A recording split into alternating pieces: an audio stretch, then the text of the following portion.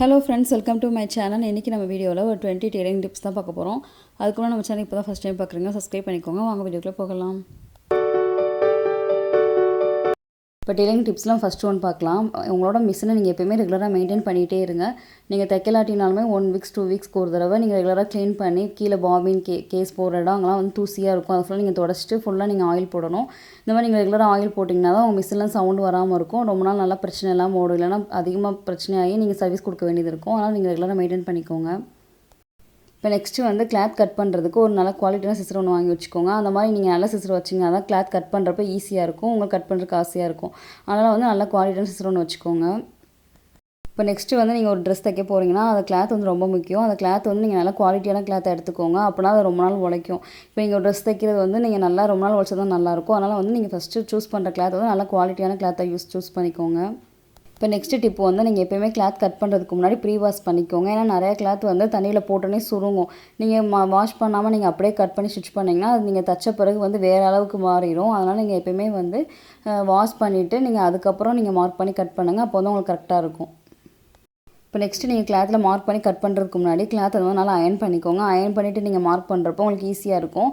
எங்கேயுமே சுருக்கம் இல்லாமல் இருக்கப்போ நமக்கு தப்பு வராது. அதனால் வந்து நீங்கள் அயர்ன் பண்ணிவிட்டு இந்த மாதிரி மார்க் பண்ணி கட் பண்ணுங்கள். இப்போ நெக்ஸ்ட் டிப் வந்து பார்த்திங்கன்னா கிளாத்தை வந்து எப்படி கட் பண்ணுறது அப்படின்னு தெரிஞ்சுக்கணும். கிளாத்தை வந்து எப்படி ஃபோல்ட் பண்ணணும், ஓப்பன் சைடில் என்ன மார்க் பண்ணணும், க்ளோஸ் சைடில் என்ன மார்க் பண்ணணும், இந்த மாதிரி எப்படி மார்க் பண்ணுறதுன்னு தெரிஞ்சு வச்சுக்கோங்க. இப்போ நெக்ஸ்ட் டிப் வந்து இந்த மாதிரி சூயிங் பேட்டர்ன் வந்து நீங்கள் ரெடி பண்ணிக்கலாம். உங்களோட மெஷர்மெண்ட்டுக்கு இந்த மாதிரி ஒரு தடவை நீங்கள் ஒரு பேப்பர் கட்டிங் ரெடி பண்ணி வச்சிட்டிங்கன்னா நீங்கள் அடுத்த தடவை இதையே போட்டு கட் பண்ணிக்கலாம். நீங்கள் இந்த மெத்தடை ஃபாலோ பண்ணி பாருங்கள். இப்போ நெக்ஸ்ட் டிப்பு வந்து நீங்கள் 2 கிளாத்தை ஜாயின் பண்ணுறதுக்கு இந்த மாதிரி நீங்கள் பின் பண்ணிட்டீங்கன்னா உங்களுக்கு தைக்கிறப்ப ஈஸியாக இருக்கும். ஆனால் நீங்கள் தைக்கிறதுக்கு முன்னாடி இந்த மாதிரி 2 கிளாத்தை சேர்த்து நீங்கள் இந்த மாதிரி பின் பண்ணிக்கோங்க. நம்ம தைக்கிறப்ப இந்த பின்னை எடுத்துகிட்டு நம்ம தைச்சிக்கலாம். இப்போ நெக்ஸ்ட்டு வந்து தைக்கிறதுக்கு நல்ல குவாலிட்டியான த்ரெட்டு சூஸ் பண்ணிக்கோங்க. இப்போ நல்ல த்ரெட்டு தான் வந்து ரொம்ப நாள் நமக்கு ஸ்ட்ராங்காக இருக்கும். அதனால் வந்து நீங்கள் நல்ல த்ரெட்டாக சூஸ் பண்ணிக்கோங்க. இப்போ நெக்ஸ்ட் டிப் வந்து பார்த்திங்கன்னா த்ரெட்டோட கலர் சூஸ் பண்ணுறது. இப்போ உங்களோட கிளாத் வந்து என்ன கலர் இருக்கோ அதுக்கு மேட்சிங்காக நீங்கள் த்ரெட் எடுத்துக்கோங்க. இப்போ நீங்கள் டிஃப்ரெண்ட் கலர் யூஸ் பண்ணுறீங்கன்னா ஒரு சின்ன மிஸ்டேக் பண்ணால் கூட உங்களுக்கு அசிங்கமாக தெரியும். நீங்கள் கொஞ்சம் லைன் வந்து கிராஸாக போயிடுச்சுன்னா கூட உங்களுக்கு அசிங்கமாக இருக்கும். அதனால் வந்து நீங்கள் மேட்சிங் த்ரெட் யூஸ் பண்ணி நீங்கள் தைங்க.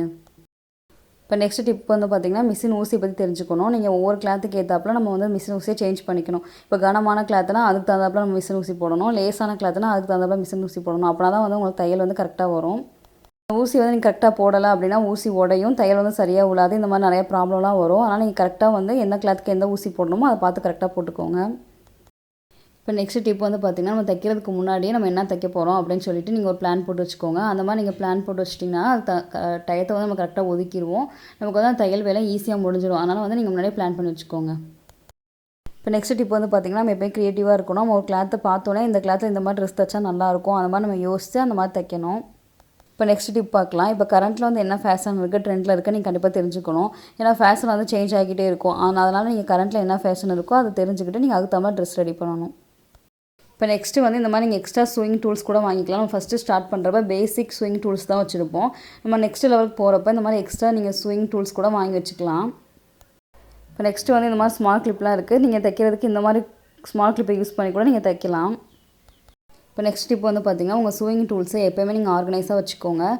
நூல், சிசரு எல்லாமே தனித்தனியாக வச்சுட்டிங்கன்னா உங்களுக்கு எடுக்க ஈஸியாக இருக்கும். அதனால் வந்து கரெக்டாக ஆர்கனைஸ் பண்ணி வச்சுக்கோங்க.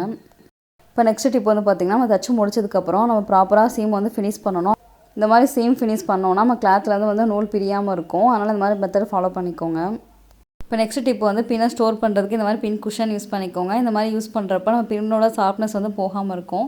அதனால் கண்டிப்பாக இந்த மெத்தடை ஃபாலோ பண்ணுங்கள். இந்த மாதிரி பின் குஷனை நீங்கள் வீட்டில் ரெடி பண்ணிக்கோங்க. ரெடி பண்ணிவிட்டு இந்த மாதிரி ஸ்மால் பாக்ஸில் வச்சுக்கோங்க. வச்சுட்டு இப்போ இதில் பின்னு நீங்கள் வைக்கிறப்ப உங்களுக்கு வைக்கிறதுக்கு ஈஸியாக இருக்கும். பின் வந்து கீழே விழுந்துடாமல் காலெல்லாம் குத்தாமல் சேஃப்டியாக இருக்கும். ஆனால் இந்த மெத்தட் நீங்கள் ஃபாலோ பண்ணிக்கோங்க. இப்போ நெக்ஸ்ட் டிப் வந்து உங்களோட சூயிங் ஒர்க்கை வந்து நீங்கள் ஸ்லோவாக பண்ணுங்கள். ரொம்ப பதட்டப்பட்டு ரொம்ப அவசரப்பட்டு பண்ணாதீங்க. ரொம்ப ஸ்லோவாக நிதானமாக தைங்க. அதே மாதிரி உங்களோட ஒர்க்கை வந்து நீங்கள் என்ஜாய் பண்ணி பண்ணுங்கள். அப்படின்னா நீங்கள் வந்து நல்லா தைக்கலாம். இந்த டிப்ஸ்லாம் கண்டிப்பாக நீங்கள் ஃபாலோ பண்ணி பாருங்கள். இந்த வீடியோ உங்களுக்கு பிடிச்சிச்சுன்னா மறக்காமல் லைக் பண்ணுங்கள், ஷேர் பண்ணுங்கள், சப்ஸ்கிரைப் பண்ணுங்கள். தேங்க்ஸ் ஃபார் வாட்சிங்.